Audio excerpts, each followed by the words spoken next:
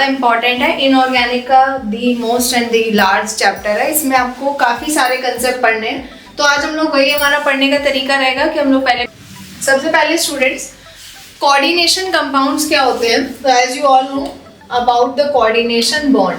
Coordination bond क्या होता है, तो ये जो बट इसको भी समझ लेते हैं बच्चों। जो लिगेंड होता है उसका मेन काम क्या होता है कि वो आपको वो लोन पेयर इलेक्ट्रॉन्स की शेयरिंग करवाएगा। किसको? सेंटर में लोन पेयर इलेक्ट्रॉन या number of coordination bond formed between the ligand and the centre metal atom.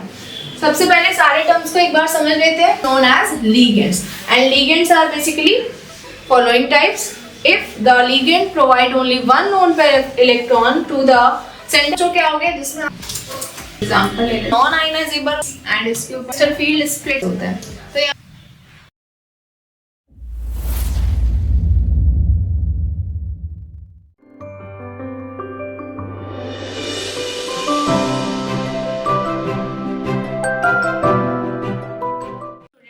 welcome to Shivaji Group of Institutions. So today we are going to discuss about the coordination compound chapter from the class 12th chemistry. आपको पता है ये chapter जो है वो काफ़ी ज़्यादा important है। इनऑर्गेनिक का the most and the large chapter है, इसमें आपको काफ़ी सारे कंसेप्ट पढ़ने हैं। तो आज हम लोग वही हमारा पढ़ने का तरीका रहेगा कि हम लोग पहले पीवाईक्यू देखेंगे। पीवाईक्यू को क्वेश्चंस को देखने के बाद फिर इस चैप्टर को थॉरोली एक बार में एक्सप्लेन कर लेंगे, रिवाइज करेंगे और फिर अपने क्वेश्चंस पे वापस आएंगे और उनको सॉल्व करने का ट्राई करेंगे। ठीक है, तो let's start our lecture. PYQ जैसे देख सकते हैं आप, पहला क्वेश्चन क्या है, explain coordination number by giving an example. Coordination number पूछा गया है और उसका एग्जांपल पूछा है। Second question is explain valence bond theory in coordination compounds. फिर है explain the crystal field theory of coordination compound. Along with this sometimes जो है 3 थ्योरीज है ना यहाँ पर, तो कभी कभार आपका बीबीटी, इसके अलावा जो है सीएफटी एंड वर्नर्स थ्योरी में भी क्वेश्चंस आते हैं कि समटाइम्स क्वेश्चन में भी आज discuss about the Werner's theory.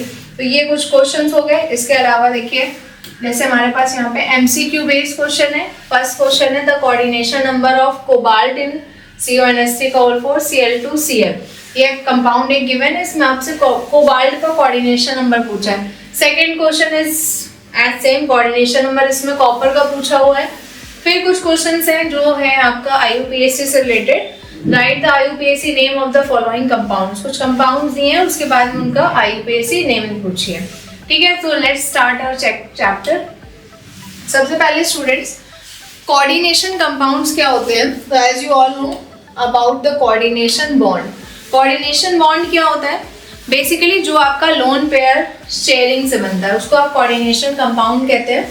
तो कोऑर्डिनेशन कंपाउंड क्या होगा बच्चों,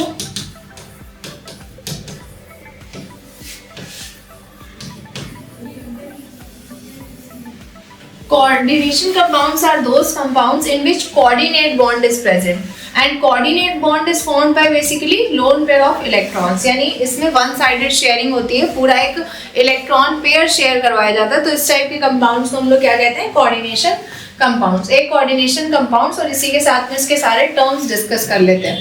late us suppose take an example. Here is an example K4FeCN का होल 6। ठीक है, तो ये आपका कोऑर्डिनेशन कंपाउंड लिखा हुआ है। अब यहाँ पर समझिए कैसे ये बना होगा। अगर हम इसका स्ट्रक्चर दिखाना चाहें, पहली बात तो ये आयंस में किस तरीके से टूटेगा। 4K+ जो है वो आपका अलग हो जाएगा, साथ में आपको मिल जाएगा FeCN का होल 6 एंड इस पर आएगा चार्ज -4। तो बेसिकली ये आपका स्ट्रक्चर कुछ इस तरीके से होता है कि जो आपका पोटेशियम वो आपका बाहर है। इसके अलावा ये रहा आपका Fe। फिर इसकी ज्योमेट्री कुछ इस तरीके से रहती है। अभी हम लोग डिस्कस करेंगे कि किसके कंसेप्ट। CN CN CN ये आपके सारे CN अटैच्ड हैं। ठीक है, तो ये जो CN अटैच्ड है आपके, वो सब के सब इसको Fe को क्या कर रहे हैं, lone pair of electrons they रहे हैं। तो इस तरीके के जो कंपाउंड्स होते हैं स्टूडेंट्स, इसको आप कहते हैं कोऑर्डिनेशन कंपाउंड्स। अब समझ लेते हैं कि आखिरकार इसमें कौन से एटम्स और किसका क्या मीनिंग होता है।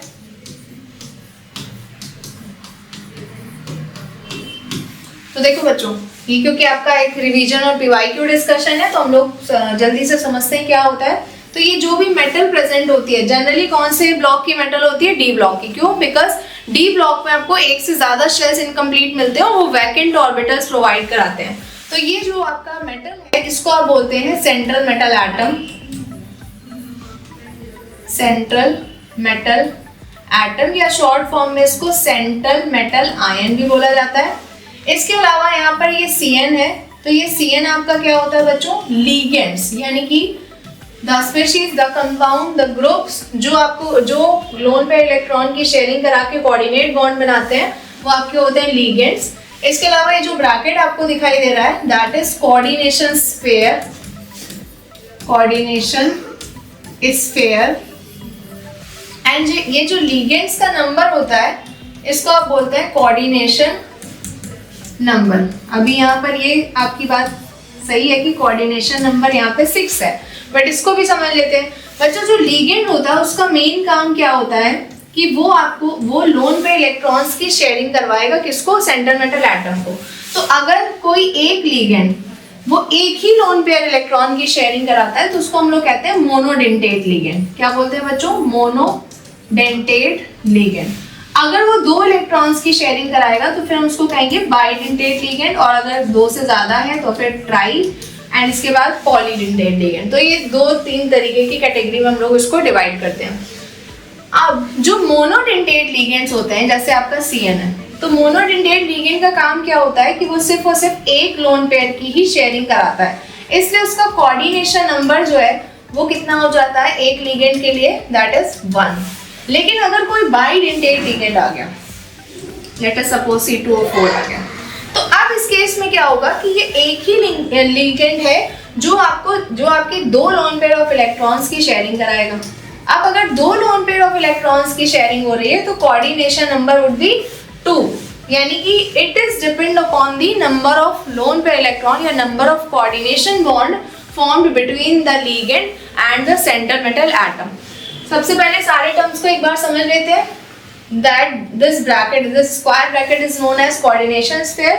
It means coordination sphere is what? Coordination sphere is the sphere in the coordination compound in which central metal atom and ligands are present. Next thing is the metal which is present in the coordination sphere is known as central metal atom or central metal ion.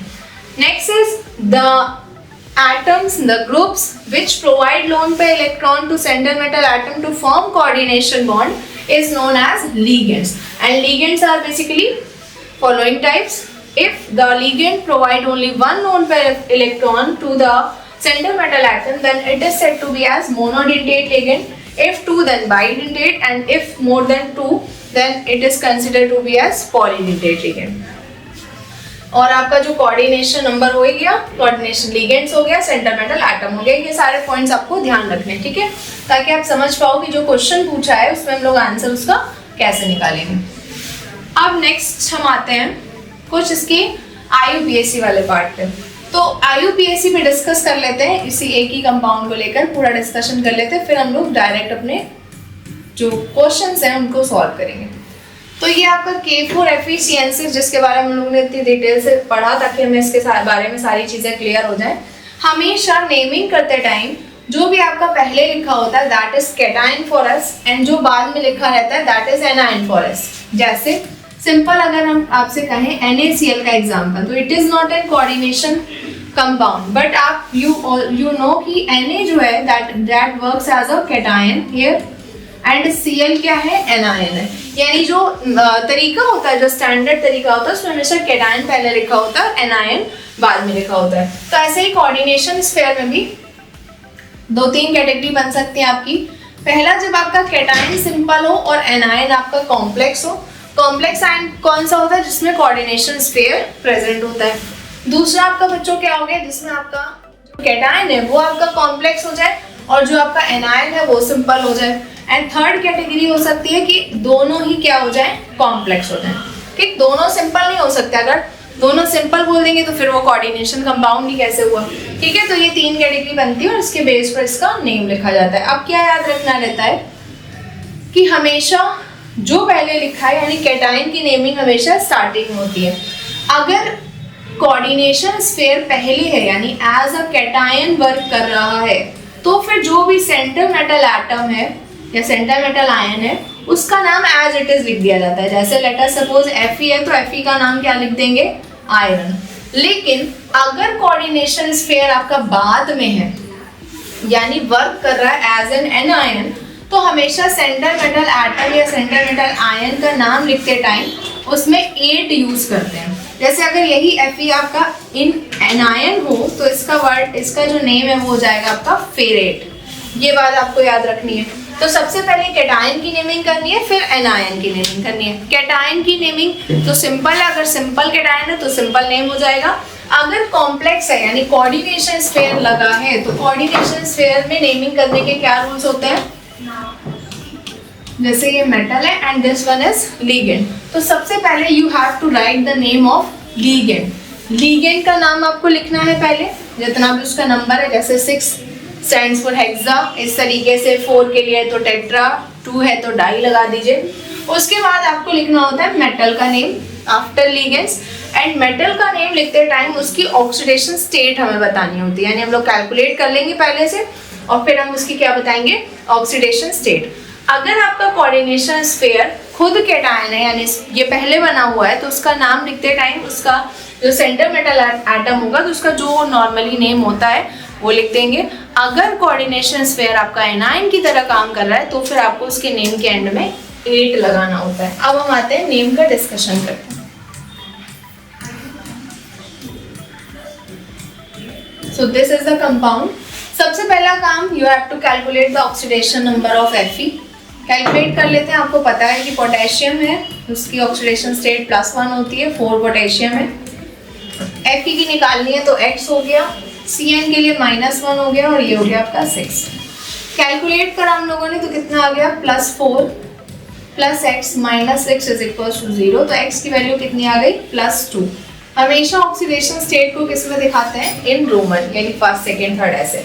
अब name में ये आपका simple cation आपको मिल गया तो simple इसका नाम क्या होता है बच्चों, पोटेशियम। आपको पता है पोटेशियम लिख देंगे। फिर आपको कोऑर्डिनेशन स्फीयर के अंदर जाना है तो इसका नेम लिखते टाइम लिगेंड यहाँ पर क्या है, Cn। लिगेंड क्या होते हैं, अभी हमने बताया कि जो आपके लोन पे इलेक्ट्रॉन्स देते हैं सेंटर मेटल एटम को।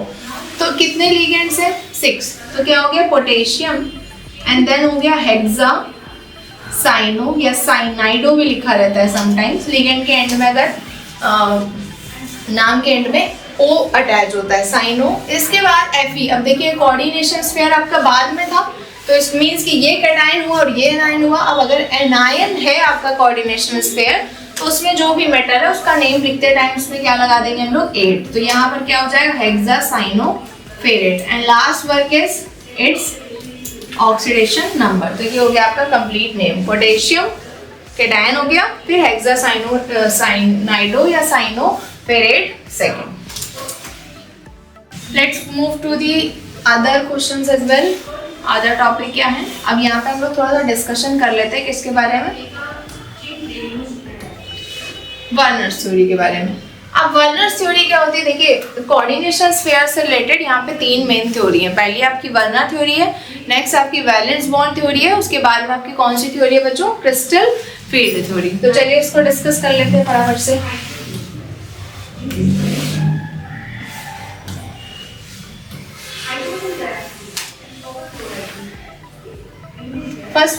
First is in coordination compounds metal shows 2 types of linkage. There are 2 types of linkage. First one is primary and second one is secondary. The primary valences are normally ionizable and are satisfied by the negative ions.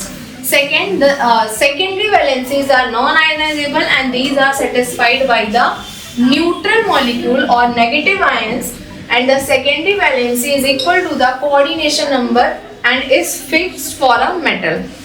अब next क्या है, the ions groups bounded by the secondary linkage to the metal have characteristics special arrangement corresponding to different coordination number.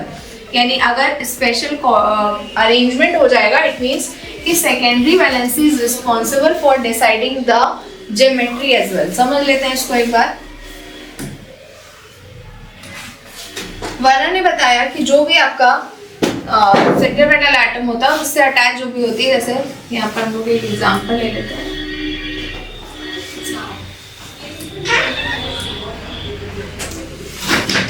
according to Varnas there are two types of valency, CO NS3 इसका whole 6 Cl3। अब इस तरीके का compound है तो इसमें दो type की वैलेंसी है। यहाँ पर जैसे ये Cl जो है that is representing here primary valency, और जो आपका NS3 है वो यहाँ पे सेकेंडरी वैलेंसी को रिप्रेजेंट कर रहा है। तो वर्नर ने क्या बताया कि जो प्राइमरी वैलेंसी वो आयनाइजेबल होती है, मतलब इससे अलग होकर आयंस की फॉर्म में टूट जाएगी। जो सेकेंडरी वैलेंसी है वो आपकी नॉन आयनाइजेबल होती है, मतलब इसमें अटैच ही रहेगी। जैसे अगर कोई कोऑर्डिनेशन स्फीयर भी होता है उसके अंदर मेटल और लीगेंड प्रेजेंट होते हैं, तो उस केस में बच्चों जो ये कोऑर्डिनेशन स्फीयर अब दोबारा से ब्रेक नहीं होता, ये कंप्लीट आयन होता है। तो इसी तरीके से वर्नर के अकॉर्डिंग जो प्राइमरी वैलेंसी है वो आयनाइजेबल हो जाती है, मतलब क्या होती है, ये ब्रेक हो जाती है, टूट जाती है अलग से आयंस में।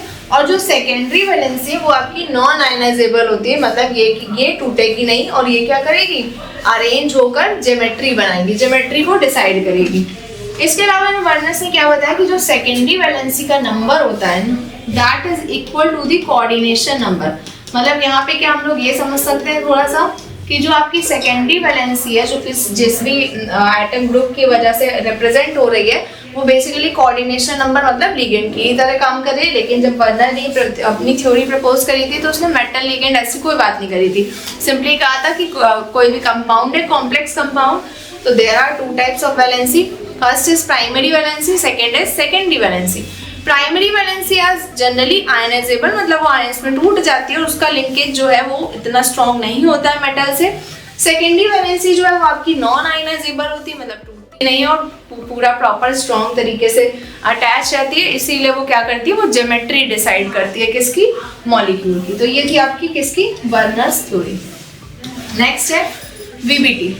तो वीबीटी थ्योरी क्या होती है, द सेंटर मेटल एटम और ions makes available a number of vacant orbitals equal to its coordination number. जितने कोऑर्डिनेशन नंबर होते हैं उतने ही वैकेंट ऑर्बिटल प्रोवाइड कराता है कौन, centre metal atom. These vacant orbital form covalent bond with the ligand orbital, यानी ये क्या करते हैं, कोवेलेंट बॉन्डिंग बनाते हैं किसके साथ, लीगेंड ऑर्बिटल्स के साथ। फिर a covalent bond is formed by the overlapping of vacant metal orbital and filled ligand orbital, and this complete overlaps lead to the formation of metal ligand bond। यानी जो vacant D orbital होते हैं और इसके साथ जो ligand के orbital जब कंबाइंड होते हैं तो वो क्या बनाते हैं बच्चों, मेटल लिगेंड बॉन्ड बनाते हैं।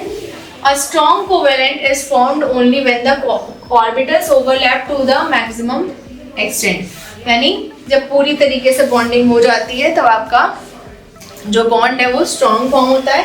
और बच्चों इसको सिंपल सा समझते हैं हम लोग कि the maximum overlapping is possible only when the metal vacant orbitals undergo a process called hybridisation. जब ये ऑर्बिटल्स आपस में मैचअप होते हैं तो हाइब्रिडाइज हो जाते हैं। The following table given in the coordination number orbital hybridisation a special geometry of more important geometries. देखो यहाँ पे हम लोगों ने एक टेबल ड्रॉ कर रखी है, देखते हैं बच्चों। ये सिंपल आपका हाइब्रिडाइजेशन वाला ही रूल है कि अगर कोऑर्डिनेशन नंबर 2 हुए, और आप 11th में पढ़ के आते थे हाइब्रिडाइजेशन में भी कि वहां पे अगर हाइब्रिड ऑर्बिटल 2 हुए तो आपकी ज्योमेट्री क्या हो जाती थी, दैट इज लीनियर।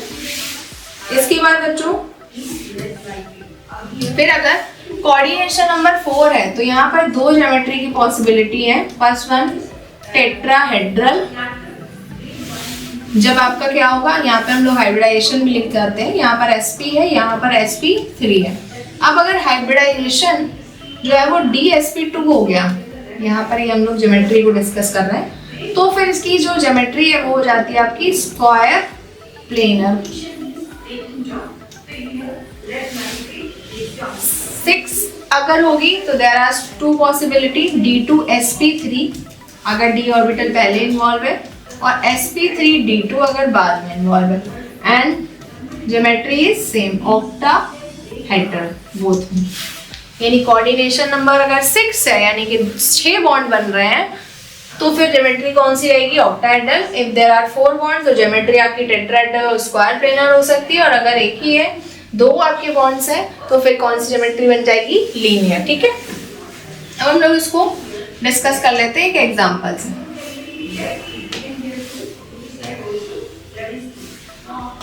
देखिए बच्चों,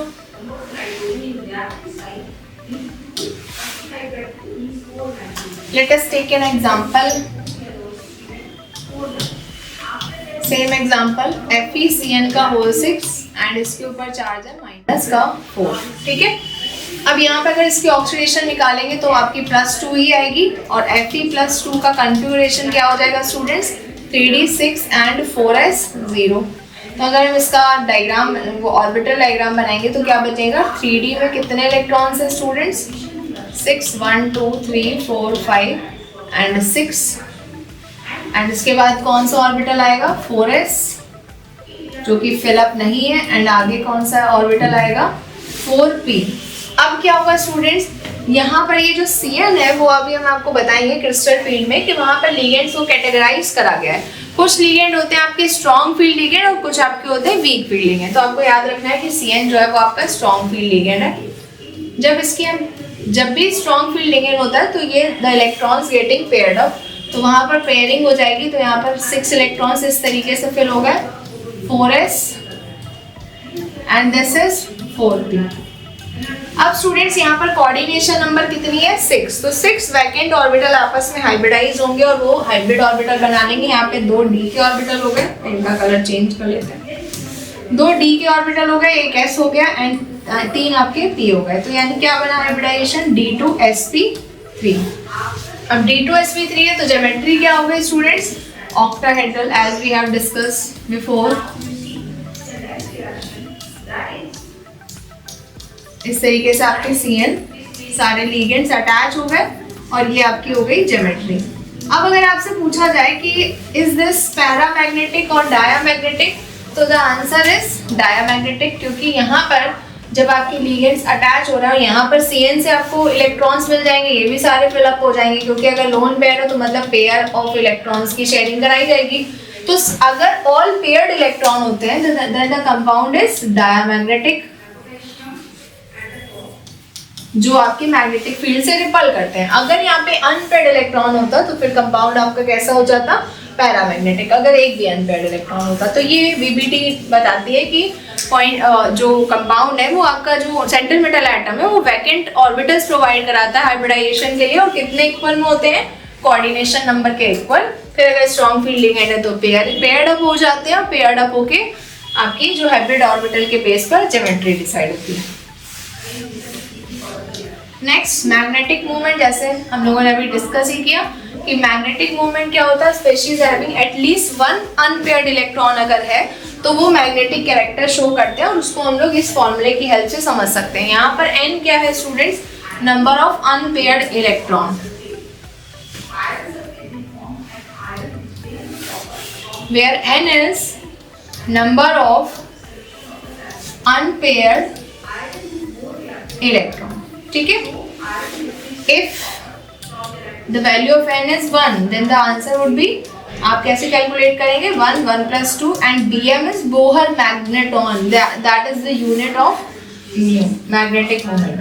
तो कितना आ जाएगा, √3 and the value of √3 is 1.73 dm। ये हो गया आंसर। तो जैसे जैसे आपको अनपेयर्ड इलेक्ट्रॉन मिलेंगे, with the help of this formula you can calculate magnetic moment of that compound। Now the next theory is crystal field theory। crystal field theory क्या है, इसको भी डिस्कस कर लेते हैं, क्योंकि इससे रिलेटेड भी आपको PYQ मिलता है, क्वेश्चन आते हैं इससे रिलेटेड भी। It assumes that the ligand is to be point charge and there is an electrostatic force of attraction between the, बताइए, ligands and metal atom। अगर आपका ligand हम लोग एज्यूम ही कर रहे हैं एज अ पॉइंट चार्जेस, मतलब प्लस माइनस चार्ज, तो फिर आपको पता है कि चार्जेस के बीच में, यानी चार्जेस आयंस किसके फॉर्म में होते हैं, इलेक्ट्रोस्टैटिक में, ठीक है। तो the ligand is to be as point charge and there is a electro attraction force या electrostatic force of attraction between the ligand and the metal atom. और ये कैसा है, ये थ्योरेटिकल अजम्पशन है। इसके लिए some ligand and metal ligand distance, the difference in energy between Eg and T2G set, यहाँ पर T2G है, T2G set level is -4/9 delta not, ठीक है। अब इसको समझ लेते हैं अच्छे से, ओके। देखिए ये आपके होते हैं d ऑर्बिटल, आई होप आपको ये क्लियर दिख रहा होगा। तो ये डी ऑर्बिटल्स हैं, यानी इनकी नेमिंग क्या होती है, आपने क्लास अपने पढ़ा होगा पहले से, 11th में पढ़ाया गया था, dxy, dyz, dzx और dx2y2 एंड dz2। तो ये 5 ऑर्बिटल है फ्री मेटल एटम के। फिर ये इनकी एवरेज एनर्जी है, इसको डीजनरेट डी ऑर्बिटल्स। इसके बाद क्या होता है कि किसी भी लिगेंड की प्रेजेंस में यहाँ पर जो हो जाती है ऑर्बिटल्स की स्प्लिटिंग हो जाती है, जिसको हम लोग क्रिस्टल फील्ड स्प्लिटिंग भी बोलते हैं। तो उसमें क्या होता है कि ये जो dx2 y2 और dz2, ये दो ऑर्बिटल्स जो होते हैं इनको हम कहते हैं ईजी सेट।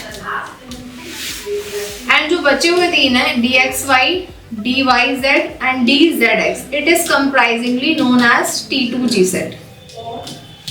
अब ये क्या है बच्चों, जैसे लिगेंड का अटैचमेंट होता है towards the centre metal atom, उस हिसाब से जब अगर ईजी सेट की एनर्जी आपकी हाई हो जाती है तो फिर इस टाइप के जो आपके कॉम्प्लेक्सेस होते हैं, these are octahedral coordination compounds, ये स्प्लिटिंग हो गई, यानी डी ऑर्बिटल्स का 2 पार्ट में टूट जाना। अगर यहाँ पर क्या हुआ कि T2G सेट की एनर्जी हाई हो गई और EG सेट आपका लोअर में है, तो हम लोग कहेंगे कि splitting of D orbitals in tetrahedral crystal system. तो यहाँ पर क्या याद रखना है कि क्रिस्टल फील्ड थ्योरी जो है वो लिगेंड्स को कंसीडर करती है एज अ पॉइंट चार्जेस, और according to this theory there is an electrostatic force between the metal atom and the ligands. उसके अलावा ये थ्योरेटिकल एग्जाम्पशन है, और इस बेस पर यहाँ पे 2 ज्योमेट्रीज आपकी coordination number 4 and coordination number 6 वाली डिसाइड होती है कि जब भी आपका लिगेंड जो है वो अटैक करता है या अटैच होता है किससे, सेंट्रल मेटल एटम से, तो उस केस में अगर EG सेट आपका हायर एनर्जी लेवल पे होता है और T2G सेट आपका लोअर पे होता है, then that is known as octahedral coordination complexes.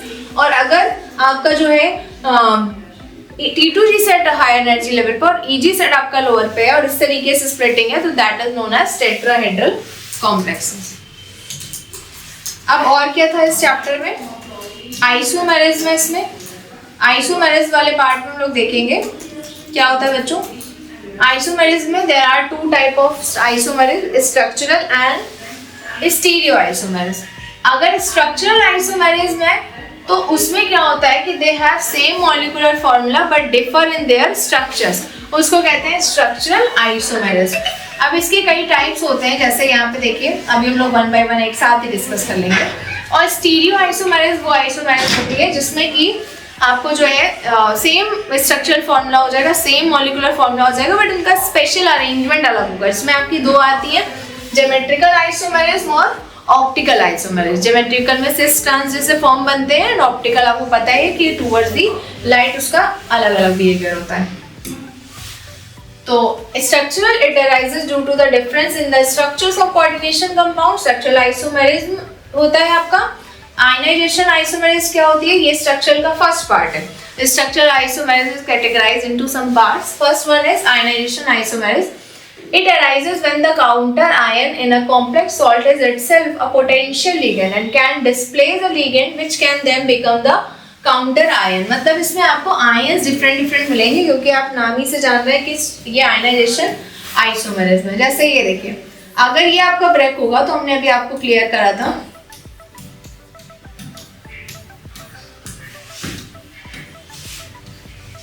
कि इसमें जो आपका कोऑर्डिनेशन है वो तो आपका नहीं ब्रेक होता, उसमें जो भी मेटल है और जो लिगेंड है वो बिल्कुल वैसा ही रहेगा। ये हो गया। एंड साथ में आपको यहाँ पर क्या मिला स्टूडेंट्स, SO4 आयन मिल गया। लेकिन अगर यही SO4 आपका कोऑर्डिनेशन स्फीयर के अंदर आ जाए Br माइनस, तो सेम मॉलिक्यूलर फॉर्मूला ही है, कोबाल्ट एक है, 5 आपके अमीन है, इसके अलावा Br एक है और SO4 एक है। तो अगर हम यही दूसरा वाला कंपाउंड देखें, NH3 का होल 5 SO4 Br, तो ये आपका कैसे स्टूडेंट्स ब्रेक होगा, जो कोऑर्डिनेशन स्फीयर के अंदर है वो तो ऐसा ही रहा, SO4 एंड प्लस आपका Br माइनस, ये हो गया एंड प्लस इस पे। तो आपको क्या है यहाँ पर डिफरेंट आयंस देखने को मिले, लेकिन मॉलिक्यूलर फॉर्मूला क्या है, सेम। तो this type of isomerism is known as ionisation isomerism. Next देखिए लिंकेज आइसोमेरिज्म। अब स्टूडेंट्स लिंकेज आइसोमेरिज्म क्या होती है, it arises in a coordination compound containing ambidentate ligand. Ambidentate ligand क्या होते हैं? ऐसे लिगेंड जो दोनों साइड से अटैच हो जाते हैं। जैसे CN है तो उसको आप साइनो बोलते हो, इसमें कार्बन की तरफ से बॉन्ड बनता है, और अगर यही NC बन जाता है तो फिर ये आइसोसाइनो हो जाता है, और इसमें जो लिंक है वो किसकी साइड से होता है? नाइट्रोजन की साइड से होता है। तो यहाँ पर देखिए दो एग्जांपल लिखे हैं, यहाँ पर आप देख सकते हैं ONO है ऑक्सीजन के साइड से कंबाइंड हुआ होगा, और NO2 है जो नाइट्रोजन के साइड से कंबाइंड हुआ है। तो इस टाइप की आइसोमेरिज्म होती है आपकी linkage isomerism. Next is coordination.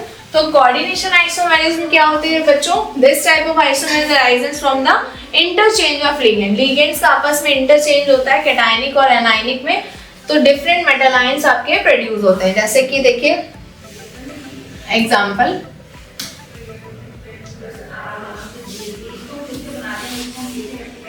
देखिए यहाँ पर जो CO है उसके साथ NH3 है, यहाँ पर C2O4 है, किसके साथ? क्रोमियम के साथ। ये आपस में इंटरचेंज हो गए, यानी इस बार क्रोमियम के साथ कौन सा मॉलिक्यूल चला गया? NH3 वाला, एंड CO के साथ कौन सा चला गया आपका? C2O4 के साथ। तो ये इस टाइप के आइसोमेरिज्म अगर ऐसा आपको कंपाउंड देखने को मिलते हैं तो उसमें कौन सी आइसोमेरिज्म होती है? कोऑर्डिनेशन। एंड इसके बाद हम लोगों ने ऑलमोस्ट सब डिस्कस कर लिया है। अब हम लोग अपने क्वेश्चंस पे आते हैं वापस से। PYQ जो हम लोगों ने लिए थे उनका सोल्यूशन क्या होगा। तो देखिए फर्स्ट क्वेश्चन यहाँ पे स्टूडेंट्स क्या था? Explain coordination number by giving an example. तो आपको पता है कि कोऑर्डिनेशन नंबर बच्चों क्या था आपका? कोऑर्डिनेशन नंबर में आपने देखा था कि जो आपका कोऑर्डिनेशन बॉन्ड होते हैं formed by ligand and the centre metal atom, उसको आप क्या कहते हैं? Coordination number. जैसे आपने एग्जांपल ले लिया, ये एक ही एग्जांपल से हमने कोशिश करी है कि आपको सारी चीजें इसी में क्लियर हो जाए। तो यहाँ पर देखिए CN आपका लिगेंड है and it is monodentate ligand. तो यहाँ पर कितने CN इन्वॉल्व है? 6। तो यहाँ पर इसकी कोऑर्डिनेशन नंबर कितनी हो गई? 6। लेट अस सपोज अगर Cu NH3 का होल 4 आता और SO4 लिखा होता तो फिर यहाँ पे कितने लिगेंड्स थे? 4। तो इसकी कोऑर्डिनेशन नंबर कितनी हो जाती? 4। ठीक है स्टूडेंट्स। नेक्स्ट आपका था explain valence bond theory in coordination compound which we have discussed in detail. फिर था आपका explain the crystal field theory, CFT पूछी थी, वो भी हम लोगों ने डिस्कस कर लिए। नेक्स्ट आपका था ये मल्टीपल टाइप क्वेश्चंस थे। The coordination number of CO in CONH3 का होल 4 Cl2Cl। तो देखिए कितने लिगेंड्स हैं यहाँ पे स्टूडेंट्स?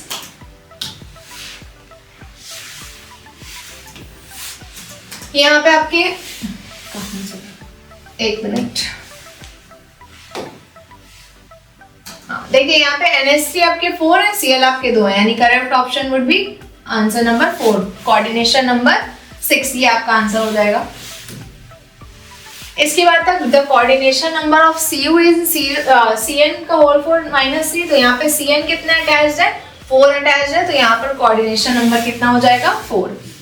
अब कुछ आपके IUPAC से रिलेटेड क्वेश्चंस थे।